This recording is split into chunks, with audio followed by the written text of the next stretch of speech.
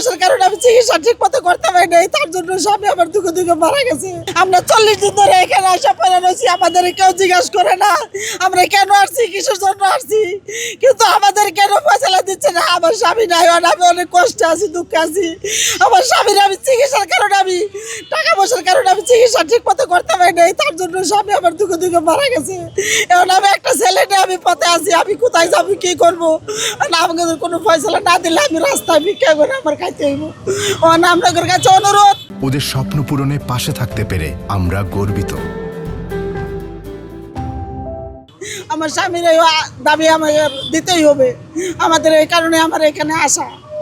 সবার জন্য আমি এখানে আসছি, আমার স্বামীর দাবি নিয়ে আমি এখানে আসছি সবার কাছে। এখন আমার স্বামী নাই, স্বামীর অভিযোগ আমি আসছি। এখন আমাদের রায় দিছে, বাস্তবায়ন করে না। রায় পাইছি আমরা, এটা এখন বাস্তবায়ন করতেছে না, এর জন্য আমরা এখানে আসছি। এখন আমাদের কেমনে বাস্তবায়ন করবো আপনারা সেই চিন্তা ভাবনা করে আমাদের উপরে। এখানে 40 দিন ধরে আসছি, খাওয়া দাওয়া নাই, একবার খাইলে আরেকবার খাই না। একবার যদি একটা রুটি খাই সারাদিন না খাই, তাই খাওন দিব কে? টাকা নাই, কি খামো? ছেলে আছে একজন, ছেলে তো পরে রয়েছে বাসায়, ছেলেরে কে খাওয়াবে, কি করবে, কেউ জিজ্ঞাসা করে না। আমার স্বামী মারা গেছে 5 মাস। হ্যাঁ, আনসারের সদস্য ছিল 1992। ওনাদের চাকরি গেছে, এরা চাইছিল পারমানেন্ট চাইছিল, কোনো রায় চাইছিল, পারমানেন্ট চাইছিল।